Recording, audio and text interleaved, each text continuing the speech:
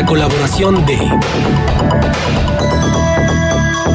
Yana, ¿cómo estás? Bienvenida, buenos días. Hola Marcela, muy buenos días, muy bien, gracias. Gracias a ti, al auditorio, por permitirnos compartir una semana más algunas reflexiones. Y déjame decirte que además estoy un poco emocionada porque estos días estoy retomando ya desde hace algunos años mi labor docente, y producto de estos reencuentros que surgen en cada año en las aulas de algunas universidades que me honran con la invitación a ser parte del cuerpo de profesores. Hace días escribí alguna reflexión que luego me llevó a otras y hoy quiero compartir. Y es que déjame decirte, Marcela, que ya conocí a la generación Z. ¿Qué te puedo decir a ti, tú que la vives en casa? Pero para mí, que ya tengo tiempo como interesada en los comportamientos generacionales y sobre todo en cómo se dan los procesos de comunicación en función de los distintos contextos de las generaciones, la verdad es que yo te quiero contar algo. Para mí, este año, a diferencia, por ejemplo, todavía del año escolar pasado, siento que este año finalmente conocí enteramente el comportamiento de la generación Z. Escuchaba las presentaciones de mis alumnos en días pasados. Hoy, en unos minutos, empiezo mi nuevo ciclo en la Iberoamericana y veo cómo se palpa esto que venimos comentando, que se viene escribiendo sobre esta generación en términos de cuán diferentes son respecto a la generación que les precede de los millennials.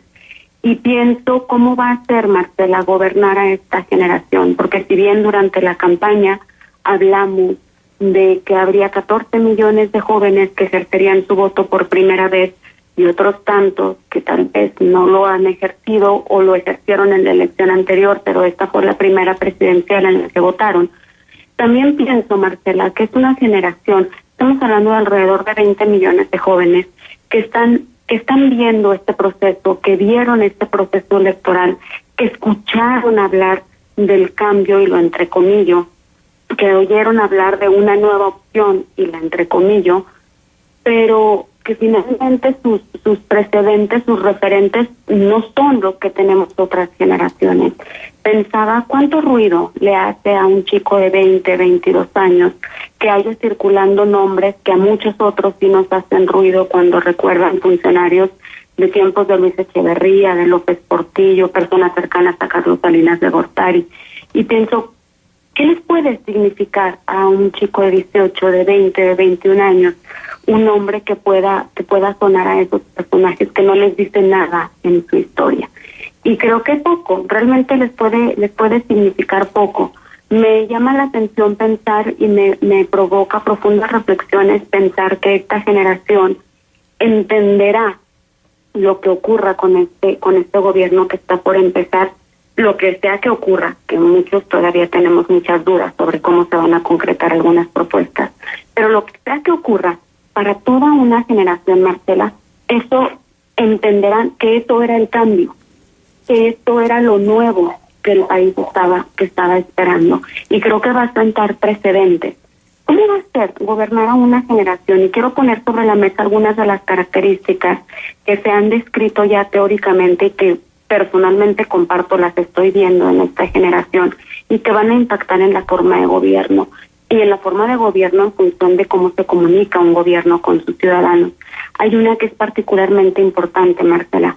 La generación Z, a diferencia de sus generaciones anteriores, es una generación que entiende la autoridad completamente horizontal.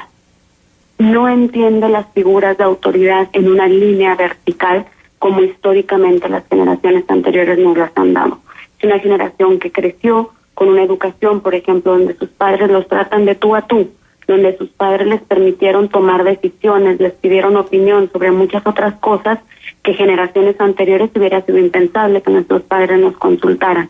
Es una generación en ese sentido comunicativamente empoderada, porque ha sido tomada en cuenta para muchas decisiones dentro de sus hogares, dentro de sus escuelas. Los procesos se han adaptado a ellos.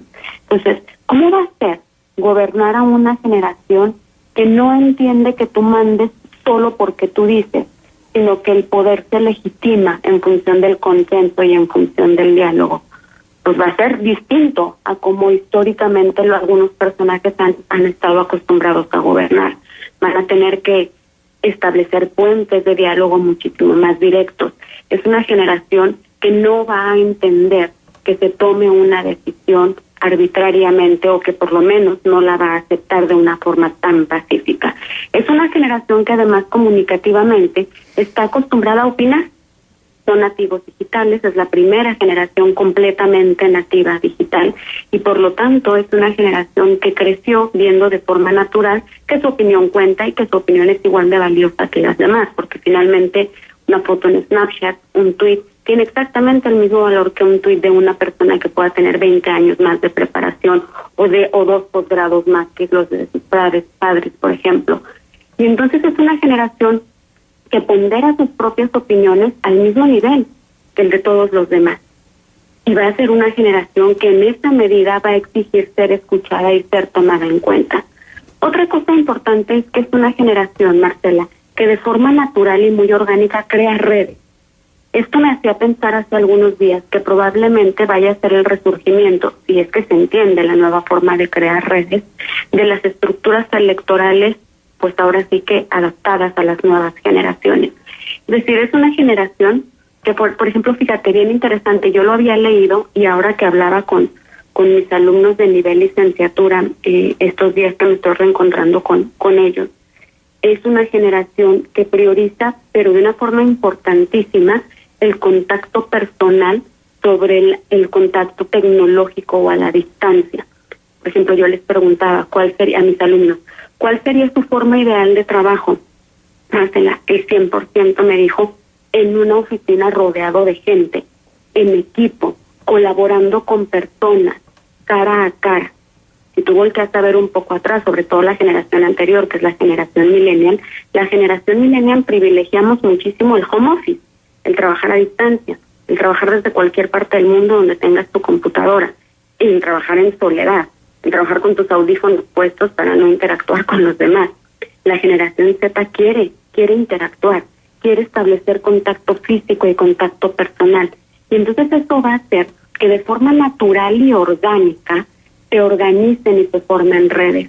Leía en estos días, por ejemplo, que los movimientos que se generaron en Argentina en días pasados en función de la votación del Senado para la ley de la legalización del aborto, los movimientos multitudinarios, son impresionantes las fotos de cuánta gente salió a las calles, mayoritariamente convocados por chicas menores de entre 20 y 23 años, que además tienen redes personales organizadas, identificadas, de todas las mujeres y los hombres, también había muchos hombres participando en función de una postura u otra.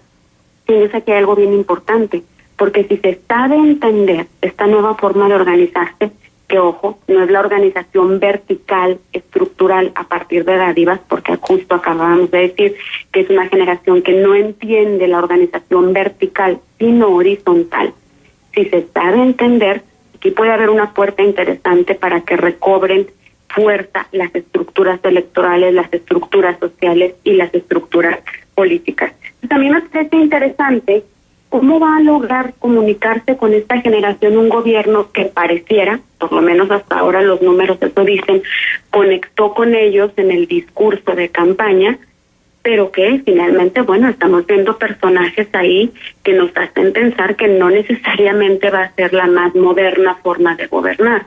Veamos cómo van desarrollándose los temas y cómo se van estableciendo nuevos canales y nuevas formas de comunicación con esta generación, que insisto, lo que más me hace reflexionar es lo que ocurra en esta administración es lo que toda una generación de jóvenes, que además, ojo, para el 2020 se habla de que puede llegar a ser hasta el 30% de la fuerza laboral.